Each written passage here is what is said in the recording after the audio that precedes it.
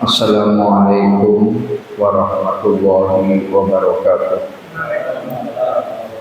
Alhamdulillahilladzi arsala rasulahu bil huda wa dinil haqq liyudhhirahu 'ala ad-dini kullih wa kafa billahi shahida. Allahumma shalli 'ala Muhammadin wa 'ala alihi wa sahbihi ajma'in, amma ba'd. Qala Allah ta'ala fi kitabil karim, a'udzu billahi minasyaitonir rajim. Ya ayyuhalladzina amanu taqullaha haqqa tuqatih wa la tamutunna illa wa antum muslimun. Fa inna asdaqal haditsi kitabullah wa khairal hadi Muhammadin sallallahu alaihi wasallam wa syarrul umuri muhdatsatuha wa kullu muhdatsatin bid'ah wa kullu bid'atin dhalalah, amma ba'd. Alhamdulillah, mari kita senantiasa memanjatkan puji syukur kehadirat Allah Subhanahu wa taala. Khususnya di pagi hari ini kita kedatangan rahmat, yaitu ma'an mubarakah. Ya. Jadi air yang berkah, air yang diberkahi. Karena memang demikian kata Al-Qur'an, bahwa hujan merupakan ma'an mubarakah. Jadi air yang diberkahi Allah. Sehingga apabila penggunaan air hujan ini baik, proporsional, maka insya Allah tidak akan menimbulkan penyakit. Ya. Tapi kalau penggunaan airnya tidak proporsional, ya kita bisa sakit. Karena apapun di muka bumi ini kalau berlebihan berbahaya. Makan nasi kalau berlebihan berbahaya. Meskipun nasi itu halal. Demikian juga makan tempe, tahu, daging, ya. Meskipun itu halal, bukan berarti kita bebas sebebas-bebasnya, tapi tetap kulu washrobu wala tusrifu. Makan dan minumlah dan jangan berlebih-lebihan. Kita masih membahas kitab ini, Pak, ya, yaitu kitab Himpunan Putusan Tarjih yang bab pertama adalah tentang keimanan, dan hari ini saya ingin membaca tentang dalil-dalil, ya, dalil-dalil tentang keimanan, dan dalilnya cukup banyak, ya, cukup banyak di sini, sehingga kalau kita kaji benar-benar agar kita paham, ya tentu nggak bisa buru-buru, ya nggak bisa buru-buru. Berbeda dengan baca koran, ya. Kalau baca koran, baca WA itu bisa set gitu. Tapi kalau membaca kitab itu tidak bisa, ya. Di sini Bismillahirrahmanirrahim, al-adillah, ya. Al-adillah itu artinya dalil-dalil.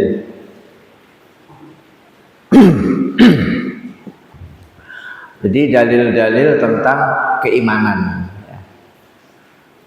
Jangankan keimanan, kita tayamum, wudu itu juga harus ada dalilnya. Ya.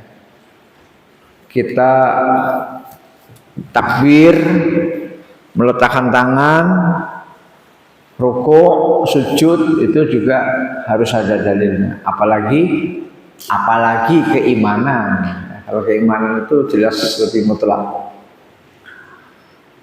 An Abi Hurairah anna Rasulullah sallallahu alaihi wasallam qala tafarraqatil yahudu ala ihda wa sab'ina awis nataini wa sab'ina firqatan wan nasara mithlu zalika wa tafarraqat ummati ala salasin wa sab'ina firqatan rawahu Tirmidzi wa qala hadis hasan sahih. Yang pertama, artinya di dalam bahasa Indonesia dari Abu Hurairah radhiyallahu anhu bahwasanya Rasulullah sallallahu alaihi wasallam bersabda, umat Yahudi telah bercerai-berai menjadi 71 atau 72 golongan. Umat Yahudi telah bercerai-berai menjadi 71 atau 72 golongan. Dan umat Nasrani pun demikian pula. Jadi Yahudi dengan Nasrani sama. Telah tercerai-berai menjadi 71 maupun 72 golongan. Dan umatku yaitu umat Nabi Muhammad Shallallahu Alaihi Wasallam akan tercerai-berai menjadi 73 golongan. Di umat Muhammad itu lebih banyak, Pak. Bukan 71, bukan 72, 73. Ya, 73 golongan. Diriwayatkan oleh Imam Tirmidzi dan mengatakan hadis hasan sahih. Ya, hadisnya hasan sahih. Nah, ini dalil yang pertama. Makanya kita perlu belajar akidah supaya apa? Supaya kita tidak termasuk yang 72. Ya, supaya kita termasuk yang satu. Ya, yang satu. Yang satu yaitu dikenal dengan nama Ahlus Sunnah wal Jamaah. Kemudian yang kedua, wa an Abdullah bin Amr wa qala Rasulullah sallallahu alaihi wasallam la ya'tiyanna ala ummati ma ata ala bani Israila hal wan na'li bin na'li hatta in kana minhum man ata ummahu ala niatan lakana fi ummati man yasna'u dzalik. Dari Abdullah bin Amr, beliau berkata Rasulullah Shallallahu Alaihi Wasallam bersabda. Kalau tadi yang menyampaikan Abu Hurairah, Pak, ya, yang tadi perawi pertama Abu Hurairah. Kalau ini Abdullah bin Amr. Nabi Muhammad SAW bersabda, niscaya akan datang kepada umatku apa yang telah datang kepada Bani Israel. Niscaya akan datang kepada umatku apa yang telah datang kepada Bani Israel. Teladan. Nah, ini maaf, ini buku kuno, jadi terjemahannya mungkin kurang pas. Atau bahasanya bahasa kuno, ya. Mungkin kita nggak ada yang paham, Pak, ya. Atau mungkin bahasa Malaysia. Teladan ceripu, dengan ceripu-ceripu sampai kalau ada orang yang menggagahi ibunya dengan terang-terangan, pastilah di antara umatku ada pula yang berbuat demikian. Ini setelah saya cek bahasa Arabnya kepada Ustadz Aulia, ternyata ini maksudnya apa yang dialami oleh umat kita hari ini sama persis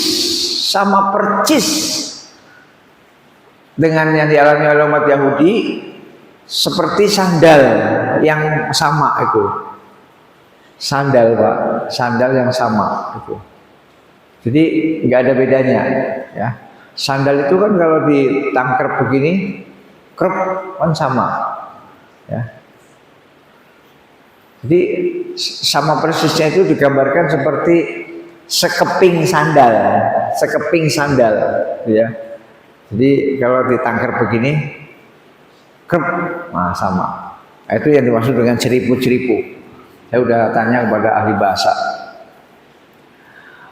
Jadi kalau saya terjemahan ulang, dan dari Abdullah bin Amr katanya Rasulullah SAW bersabda, niscaya akan datang kepada umatku apa yang telah datang kepada Bani Israel, teladan yang persis, tidak berbeda sama sekali, ya. Sebagaimana sama persisnya sandal. Sampai-sampai kalau ada orang yang menggagahi ibunya dengan terang-terangan, yang menzinai ibunya, ya, pastilah di antara umatku ada pula yang berbuat demikian, ya. Sampai sebegitu rinci, Pak, ya. Kalau misalnya zaman Bani Israel itu ada umat yang bersetubuh atau menzinai ibunya, maka di umatku juga ada, ya. Jadi saking percisnya. Nah, itu yang kedua. Jadi yang kedua tentang kesamaan antara yang terjadi di zaman umat Muhammad dengan Bani Israel. Ya.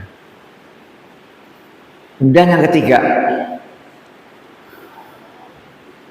wa inna bani Israila tafarraqat alas nataini wa sab'ina millatan wa tafarraqat ummati ala salasin wa sab'ina millatan kulluhum finnar illa millatan wahidah. Qalu wa man hiya ya Rasulullah? Qala ma ana alaihi wa ashabi, rawahu Tirmidzi. Sekarang yang ketiga Pak ya, yang ketiga. Dan bahwa Bani Israel telah bercerai-berai menjadi 72 aliran. 72 paham. Dan umatku akan bercerai-berai menjadi 73 aliran atau paham. Semuanya masuk neraka kecuali satu aliran. Kecuali satu. Nah, ini kita berusaha ke arah sana, Pak.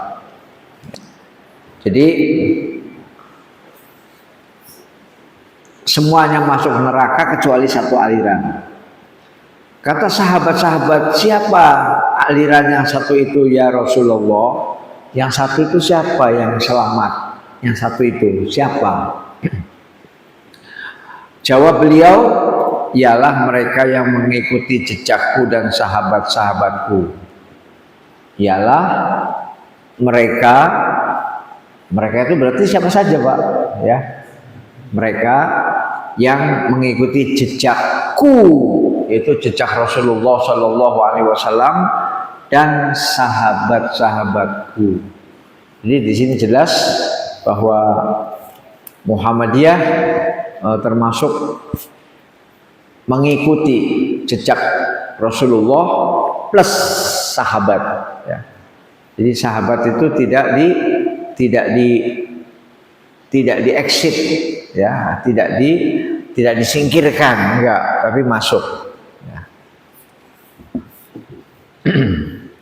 Jadi satu golongan yang selamat adalah siapa saja di antara kita, baik kaum muslimin, baik muslimin Amerika, muslimin Asia, muslimin Afrika, muslimin Australia, Amerika Latin, Timur Tengah, siapa saja di antara mereka yang mau mengikuti jejak Rasulullah, yaitu sunnah Nabi Muhammad Sallallahu Alaihi Wasallam plus ada plusnya, plus sahabat-sahabatku. Disinilah kita perlu banyak belajar tentang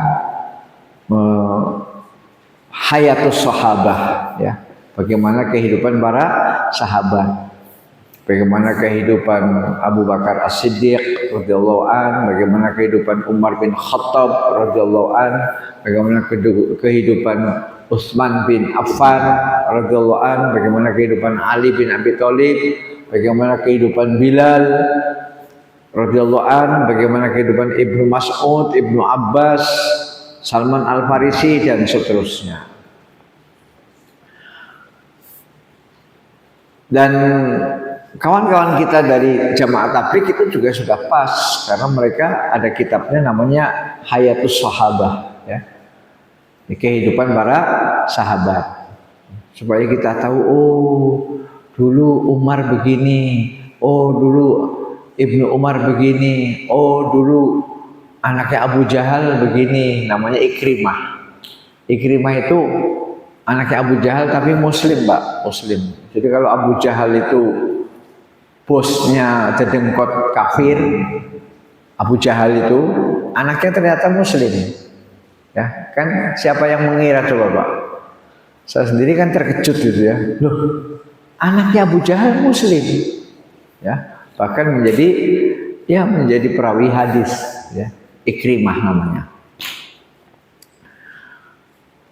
Nah, kita berusaha ke sana Bapak-bapak, ya. Jadi jangan sampai kita keluar dari rel. Ma ana alaihi wa ashabi. Ma ana alaihi wa ashabi. Yaitu mereka yang mengikuti jejakku dan sahabat-sahabatku. Jadi kalau kita belajar agama itu harus tuntas. Jangan sampai kita hanya mengikuti sunnah Nabi saja, tapi yang sunnah sahabat dibuang, jangan. Ya, karena ini hadisnya jelas, ya, jelas. Atau sebaliknya, kita hanya mengikuti sahabat, hadis nabinya dibuang, itu juga nggak boleh. Itu lebih parah lagi, malah lebih parah lagi. Jadi kita ikuti sunnah Nabi, sunnah Rasulullah, dan kemudian sahabat. Nah tentu kalau dilihat dari kacamata fikih nanti akan terbagi-bagi Pak ya.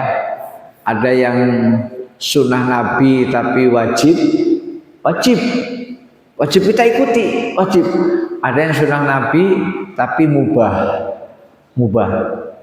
Contohnya misalnya Nabi pakai baju putih, ya. Itu sunnah Nabi tapi mubah, ya. Bapak pakai baju putih boleh, pakai batik boleh, pakai baju putih boleh, pakai batik boleh, karena itu termasuk yang mubah. Ya. Walaupun mubah, kalau kita ikuti dengan niat ingin mengikuti Nabi, ingin mengikuti karena cinta kepada Nabi, maka dapat pahala. Walaupun mubah, ya.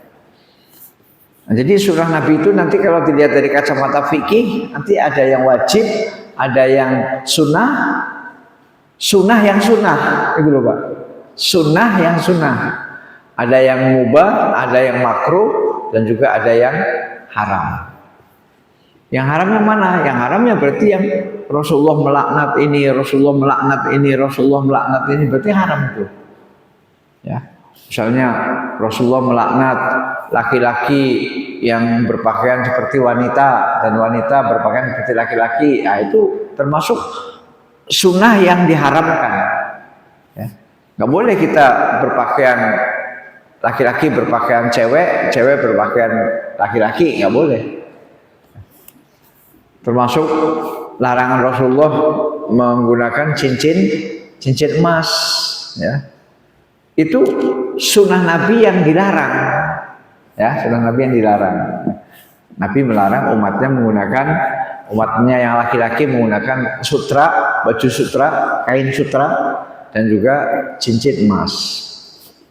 Jadi nanti dalam berbicara tentang sunnah Nabi dalam kacamata ilmu fikih nanti terbagi-bagi.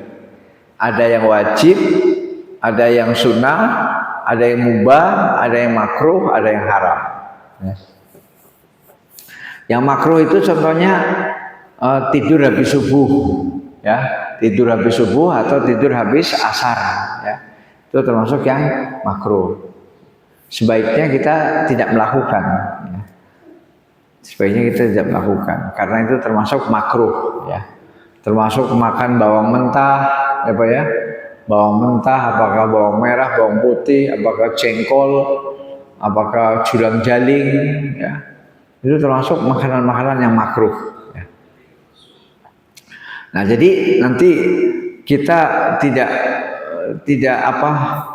gebiah uyah, Pak. Gebiah uyah itu artinya kita baru ngaji sedikit, tahu-tahu, oh kamu nggak nyunah. Nah, itu namanya gebiah uyah. Itu tanda-tanda orang baru ngaji sedikit, Pak. Ya, baru ngaji sedikit, kemudian memvonis sayalah yang nyunah. Ya, apa buktinya? Buktinya saya pakai sorban, saya pakai gamis. Nah, kamu nggak nyunah. Emangnya nggak nyunah kenapa? Nah ini yang sering membuat antara masyarakat itu gesekan, Pak. Ya, gesekan. Karena gitu tadi, baru ngaji sedikit, dia belum paham mana sunnah yang wajib, mana sunnah yang mubah, mana sunnah yang haram, dan mana sunnah yang makruh dan lain-lain, ya. Karena sunnah itu adalah sesuatu yang dikatakan oleh Nabi, dikerjakan oleh Nabi, atau di-ACC oleh Nabi. Jadi sunnah itu pembagiannya menjadi 3. Ada yang diucapkan oleh Nabi, diucapkan. Ada yang dilakukan oleh Nabi, dilakukan. Ada yang Nabi melihat. Tapi Nabi nggak melarang. Nah itu termasuk juga bagian dari sunnah. Jadi ada sunnah qauliyah, ucapan, ada sunnah fi'liyah, perbuatan, ada sunnah takrir, ya. Takrir itu artinya persetujuan, ya, persetujuan. Artinya Nabi melihat, mendengar, tapi tidak mengingkari. Nabi melihat, tapi Nabi tidak mengingkari. Kalau haram pasti mengingkari. Jangan. Nah, tapi Nabi tidak mengingkari. Berarti itu kalau Nabi melakukan pembiaran berarti boleh. Nah inilah yang senantiasa kita usahakan, Pak. Mudah-mudahan kita senantiasa ma'ana alaihi wa ashabi. Kemudian yang keempat, Dzalikumullahu rabbukum la ilaha illa huwa khaliqu kulli syai'in fa'buduh wa huwa ala kulli syai'in wakil. Surat Al-An'am 102. Surat Al-An'am surat ke-6, ya, surat ke-6 ayat 102. Ini termasuk dalil-dalil akidah. A'udzubillahi minasyaitonirrajim. Dzalikumullahu rabbukum. Itulah Allah Rabb kamu. Itulah Allah pencipta kamu. Pencipta, ya. Pencipta kamu. La ilaha illa huwa. Tidak ada Tuhan yang berhak disembah kecuali Dia. Ya, tidak ada Tuhan yang berhak disembah kecuali Dia. Ya. La ilaha illa huwa. Khaliqu kulli syai'. Allah itu khaliq, pencipta segala sesuatu. Pencipta segala sesuatu.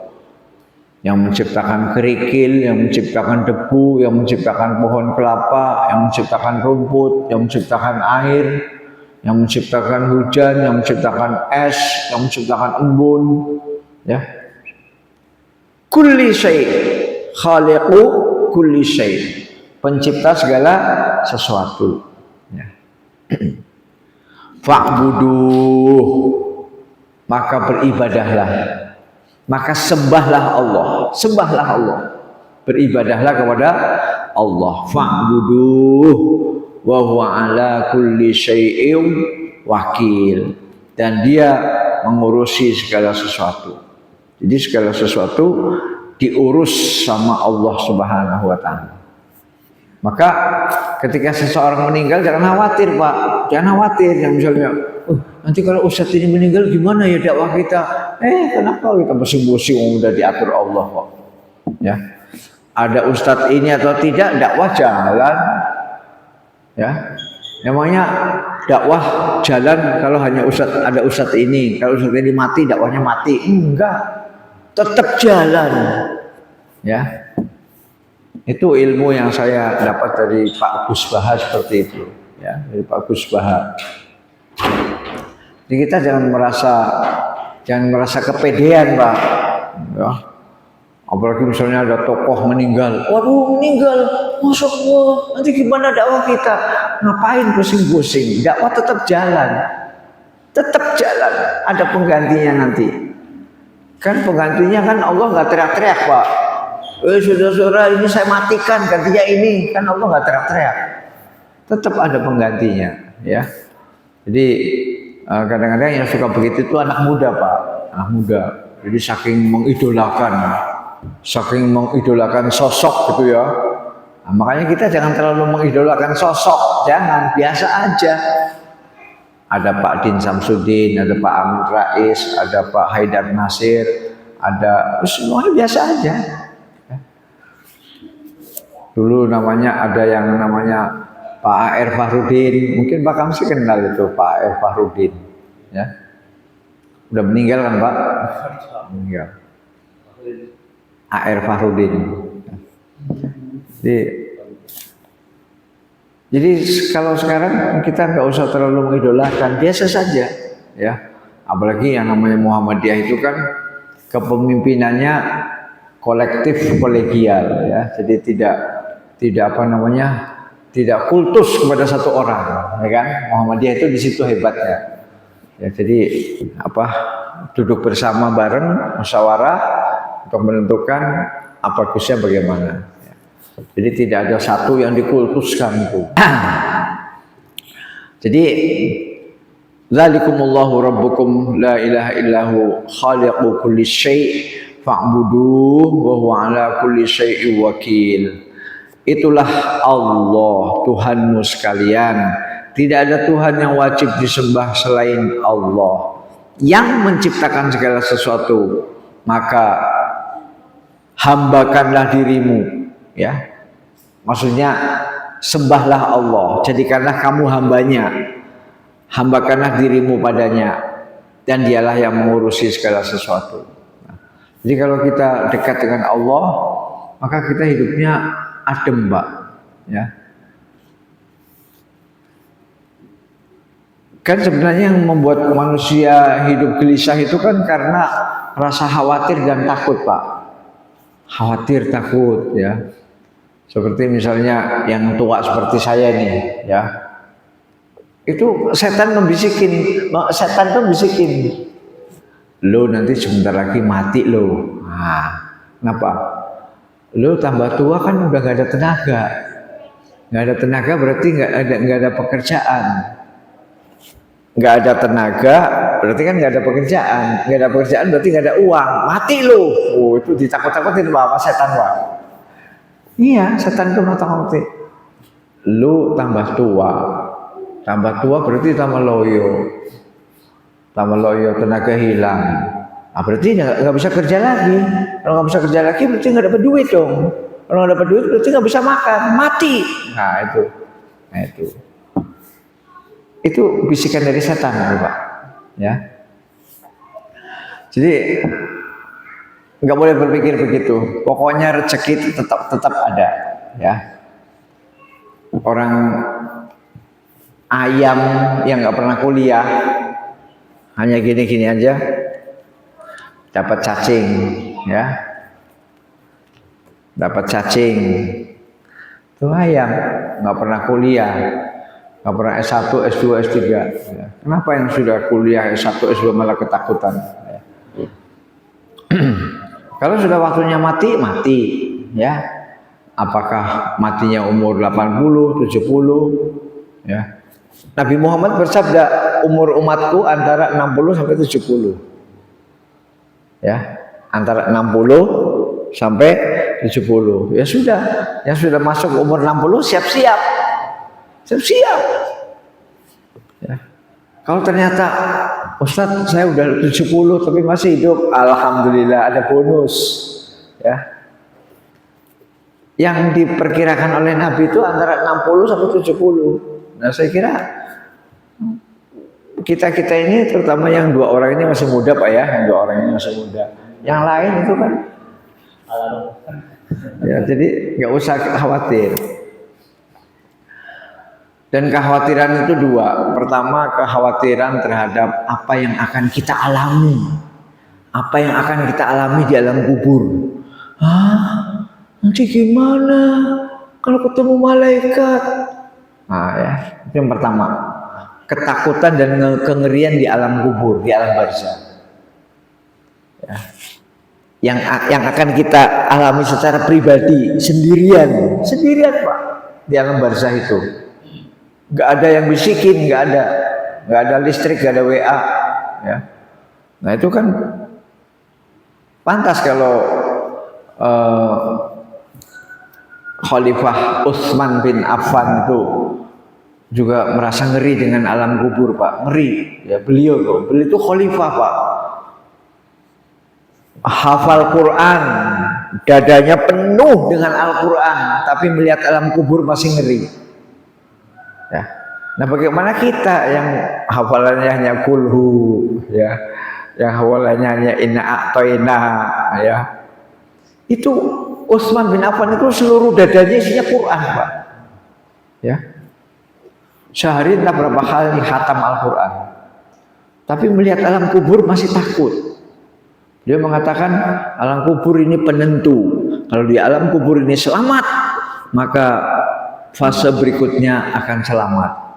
Fase berikutnya itu ya alam akhirat, kiamat besar, kumpul di padang mahsyar, amalnya ditimbang, ya, dihisab. Nah, itu nanti kesananya akan selamat. Jadi kunci utama itu di alam barzakh. Nah, ini rata-rata manusia itu pasti takut ke situ, Pak. Pasti takut. Bahkan ada beberapa yang saya kenal, kalau ada tetangga yang meninggal, inna lillahi wa inna ilaihi raji'un. Dia itu nggak berani ngelihat mayat, Pak. Nggak berani. Lihat mayat itu, apalagi membuka wajahnya itu nggak berani. Dia itu duduknya mojok jauh, gitu ya. Di tempat orang pada takziah, dia itu paling pinggir, paling jauh. Ya. Itu belum lihat lubang kuburnya belum. Jadi melihat jenazahnya takut, boro-boro suruh megang itu, ya suruh megang, suruh mandiin, itu lebih takut lagi. Ya. Nah kita jangan begitu Pak ya. Ini biasa aja, namanya udah meninggal ya dingin lah kalau dipegang, dingin kayak es, ya. Karena pada darahnya kan udah berhenti, jadi nggak merah lagi, tangannya nggak merah lagi, tangannya pucet kan. Jadi ini kan merah nih Pak, ini merah nih. Nah berarti masih hidup, ya darahnya masih ngalir. Kalau nanti sudah berhenti kan pucet, ya pasti pegang dingin kayak es. Ya. Itu biasa-biasa aja, ya. Nah, ketakutan yang pertama adalah ketakutan yang dialami oleh setiap pribadi setelah mati. Itu ketemu dengan malaikat mungkar dan nakir. Nah, ketakutan yang kedua adalah ketakutan terhadap generasi yang ditinggal. Yaitu mengingat, aduh nanti cucu saya siapa yang ngasih susu? Aduh nanti cucu saya siapa yang biayai sekolah? Aduh nanti anak saya, cucu saya siapa yang ngantar ke sekolah? Mikirin yang di belakangnya, ya. Itu juga takut Pak. Sehingga orang, ya Allah saya jangan mati dulu, ya Allah saya masih ngurus cucu saya ada 15. Kalau saya mati sekarang nanti cucu ini siapa yang ngasih permen, ngasih roti, ngasih jajan. Tuh. Ada saja alasan nggak mau mati Pak. Ada saja alasan. Alasannya apa? Ngurus cucu. Ya. Padahal udah mati aja. Nanti yang di belakang ada yang ngurus. Ya mereka punya emak, punya bapak. Ya. Emaknya ada, bapaknya ada. Allah juga ada kok masih hidup. Ya. Nah jadi kekhawatiran manusia itu dua. Satu menghadapi apa yang akan terjadi di alam kubur. Yang kedua membayangkan nanti cucu saya makannya gimana. Nanti cucu saya yang beli susu siapa? Nanti cucu saya. Nah itu ketakutan manusia. Makanya alla takhafu wa la tahzanu. Ya. Seorang wali Allah itu alla takhafu wa la tahzanu. Jangan kamu takut dan jangan kamu sedih. Ya. Takut menghadapi malaikat mungkar dan nakir dan sedih menghadapi anak cucu yang ditinggalkan. Jangan sedih. Mereka sudah ada yang ngurus. Ya, sudah ada yang ngurus. Ya. Asal yang penting kamu meninggal dunia meninggalkan anak-anak dengan akidah yang benar. Ya. Jadi kita mati, anak-anak kita akidahnya benar. Akidahnya akidah yang benar. Jangan sampai kita mati, anak-anak kita masih menyembah berhala. Anak-anak kita masih menyembah Nyi Roro Kidul, masih belum paham siapa Allah, masih belum kenal amantu billah wa malaikatihi wa kutubihi wa rusulihi wal yaumil, belum paham. Malaikat nggak tahu, Rasul nggak tahu, kitab nggak tahu, nah itu bahaya. Nah, tapi kalau anak-anak kita sudah kita sekolahkan dengan pas, sudah kita sekolahkan, oh anak saya sekolahkan di sini supaya akidahnya lurus. Habis ini nanti ke pesantren, habis ini ke sini, ya sudah selesai. Soal rezeki Allah yang ngatur, ya. Mungkin rezekinya ada yang jualan cendol, mungkin rezekinya ada yang jualan kipas angin sekarang laku loh Pak. Dunia semakin panas, cewek-cewek itu suka bawa kipas angin yang kecil gini Pak, ya supaya apa? Supaya make upnya itu nggak rusak, ya. Cewek-cewek itu kemana-mana bawa kipas angin gini, ya. Tuh. Saya tahu karena mahasiswi saya Pak, ya. Saya kan ngajar kan di kampus, lihat ini megang apa nih? Oh, megang kipas, ya. Supaya apa? Supaya bedaknya, make upnya itu masih tetap. Jadi dia sambil kuliah megang kipas angin. Ya kipas angin itu juga laris Pak, laris karena makin banyak cewek yang menggunakan kipas angin plastik kan Pak, kecil segini, ini ya, dipegang gini. Jadi rezeki anak-anak kita macam-macam. Ada yang jualan cendol, ada yang jualan kipas angin, ada yang jualan kulkas, ada yang PNS, ya. Nah, tinggal kita tunggu saja ini. Mas Gibran katanya mau menyediakan 19 juta lapangan kerja. Ya, dalam kampanyenya kan akan menyediakan 19 juta lapangan kerja. Benar nggak ini? Kita buktikan aja. Hah? Ya. Nah, jadi mungkin hari ini sampai di sini dulu surat Al-An'am 102, ya, karena sebentar lagi jam 12. Sebagai penutup, wala tad'u ma'allahi ilahan akhar la ilaha illa huwa kullu syai'in halikun illa wajhah. Kullu syai'in halikun illa wajhahu lahul hukmu wa ilaihi turja'un. Surat Al-Qasas 88. Ini penutup Pak, penutup. Surat Al-Qasas 88. Dan janganlah engkau memohon kepada Tuhan lain di samping Allah. Dan janganlah engkau memohon kepada Tuhan lain di samping Allah. Artinya kita tidak boleh berdoa kepada selain Allah. Ya, kita berdoa kepada Allah. Antum butuh apa? Ustadz, saya butuh panjang umur. Berdoa kepada Allah. Ya Allah, saya minta panjang umur yang berkah. Ya. Gak apa-apa minta doa panjang umur, gak apa-apa. Yang penting berkah, ya, dan masih bisa beramal soleh. Jangan sampai panjang umur kemudian digunakan untuk meramaikan arena judi online, ya, atau arena koruptor, ya, di mana-mana korupsi, ya. Wala tad'u ma'allahi ilahan akhar. Jangan kamu menyembah Tuhan lain selain Allah. Jangan kamu berdoa kepada Tuhan lain selain Allah. Jangan. Wala, ya, jangan. La ilaha illahu. Tidak ada Tuhan yang wajib disembah kecuali Dia, Allah. Kullu syai'in halikun illa wajhah. Segala sesuatu akan binasa kecuali Dia. Segala sesuatu akan binasa kecuali Allah, ya. Jadi yang namanya makhluk itu akan binasa kecuali makhluk yang dikehendaki Allah. Apa itu makhluk yang dikehendaki Allah? Yaitu surga dan neraka. Surga dan neraka itu makhluk, tapi Allah menghendaki kekal, ya. Allah menghendaki kekal. Kullu syai'in halikun illa wajhah. Segala sesuatu akan hancur, akan musnah, akan lenyap illa wajhah, kecuali wajah Allah. Lahul hukmu wa ilaihi turja'un. Dialah Allah yang menentukan hukum dan kepadanya lah kamu dikembalikan. Allah lah yang berhak menentukan hukum, ya. Hukum, ya.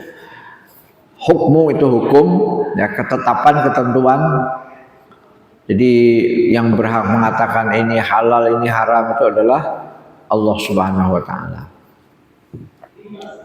Mungkin manusia mengatakan babi enak. Ya, mungkin manusia mengatakan, "Oh, babi enak, Pak." Ya, tapi Allah mengatakan haram. Ya.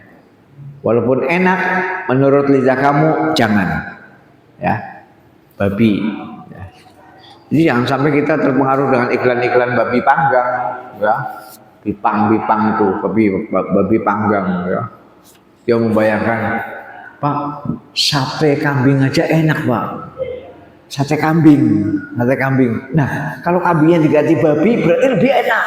Nah, itu kan iklan-iklan seperti itu pasti ada, Pak. Pasti ada. Ya, sehingga ada namanya istilah babi panggang segala macam. Kita jangan sampai tergiur. Sekali haram tetap haram. Ya, karena apa? Karena Allah lah yang berhak menentukan hukum. Ya.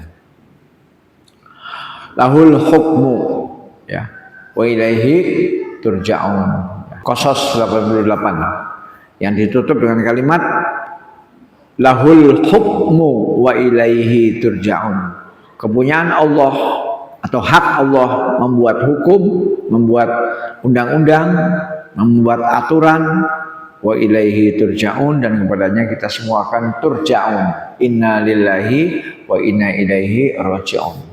Wabillahi taufiq wal hidayah. Alaikum minkum. Wassalamualaikum warahmatullahi wabarakatuh.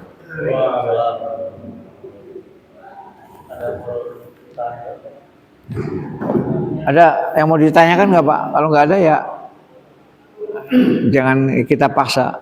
Ada yang mau ditanyakan nggak? Ada? Ya, silakan. Silakan. Ini tidak tadi bilang di lainnya ketakutan. Ya. Supaya ketakutan ini hilang gimana? Ya. Supaya ketakutan ini hilang bagaimana? Caranya gampang. Jadi wali Allah. Udah gitu aja. Kalau kita jadi wali Allah, maka sesuai dengan janji Allah, la khaufun alaihim walahum yahzanun. Ya. Tidak ada rasa sedih dan tidak ada rasa takut. Ya. La khaufun alaihim walahum yahzanun. Ya. Saya juga sama, Pak. Saya suka ditakut-takutin sama setan. Setan itu suka bisikin dalam hati saya gitu. Ya. Nurdin, kamu kan sebentar lagi pensiun, berarti gajinya kan tinggal 10% lah itu. Nah, habis itu badan kamu tambah tua. Nah, kamu udah nggak bisa kerja lagi, nyangkul nggak bisa, buka toko nggak bisa, angkat orang nggak kuat. Berarti kamu lama-lama nggak punya uang. Ya. Nggak mungkin lah kamu minta-minta ke anak itu. Nah, minta duit nggak mungkin, menjaga perasaan. Ya. Nah, berarti kamu lama-lama mati, Nurdin. Nah, itu perasaan itu masuk ke dalam hati saya, tapi saya lawan. Ya, saya lawan. Ya, artinya memang kalau soal mati sudah ditentukan oleh Nabi bahwa umatku umurnya antara 60 sampai 70. Ya, jadi kita tinggal siap-siap saja. Nah, yang kita mengerikan kalau kita matinya dalam keadaan su'ul khotimah. Ya. Mati dalam bermaksiat kepada Allah, mati di dalam mengerjakan perbuatan-perbuatan dosa. Tapi kalau kita mati dari lagi taklim, mati lagi sujud, mati lagi ngaji, mati lagi mencari rezeki yang halal, dagang yang benar, dagang yang jujur, mati di pasar, insya Allah mati dalam keadaan husnul khotimah. Ya. Karena kita ingin menjadi seorang pedagang yang jujur. Ya. Sementara kebanyakan pedagang di pasar, ya, banyak yang tidak jujur. Ya. Jadi caranya ya senantiasa kita berusaha untuk memperdalam akidah, kemudian kita berbanyak membaca Al-Quran, Pak. Ya. Karena dari Al-Quran itu akan timbul sebuah tenaga yang tidak bisa kita sampaikan dengan bahasa, nggak bisa, Pak. Jadi semakin kita banyak membaca Al-Quran, ya, semakin membaca Al-Quran, syukur-syukur membaca Al-Quran paham artinya, ya, paham artinya. maka nanti akan timbul sebuah semangat, sebuah kekuatan yang luar biasa. Dan itu semangat itu tidak bisa diucapkan dengan kata-kata, nggak bisa. Susah, menyampaikannya susah. Hanya kita merasakan bahwa kita mempunyai sebuah tenaga yang luar biasa dari Allah Subhanahu wa taala. Ya, termasuk hilangnya rasa takut dan hilangnya rasa khawatir. La khaufun alaihim walahum yahzanun. Maka harus senantiasa dekat dengan Al-Qur'an ya sekalian. Jadi di samping kita sholat, puasa, sedekah, infak, kemudian kalau ada rezeki haji, umroh, kalau tidak ada ya sudah. Kita yang penting berusaha untuk dekat dengan Al-Quran ya. Jadi membaca Al-Quran itu jangan terlalu minimalis ya. Wah saya membaca Al-Quran cuma 3 baris, jangan, terus tambah Pak. Ya tambah, jangan hanya 3 baris ya, jangan. Usahakan kalau bisa 1 hari 1 juz, usahakan. Ya. Insya Allah seperti itu Pak. Jadi jadilah wali Allah ya, jadilah Allah. Siap untuk diatur Allah, siap untuk diatur Allah. Tidak sami'na wa asoina ya. Saya dengar dan saya ingkari, tidak, tapi sami'na wa ata'na ya. Saya dengar dan saya patuhi. Nah, insya Allah dengan kita berusaha seperti itu maka kita akan menjadi wali Allah ya. Walaupun tidak terkenal ya. Tidak terkenal di medsos gak ada masalah. Pak, saya di medsos saya gak terkenal Pak. Di Instagram gak ada, di YouTube gak ada. Saya termasuk manusia yang tidak dikenal. Gak ada masalah. Yang penting di sisi Allah kita terkenal. Ya. Nah itu ciri-ciri wali Allah. Untuk sementara itu Pak ya. Jadi jangan tinggalkan Al-Quran. Jangan. Ya. Wabillahi taufiq wal hidayah. Assalamualaikum warahmatullahi wabarakatuh.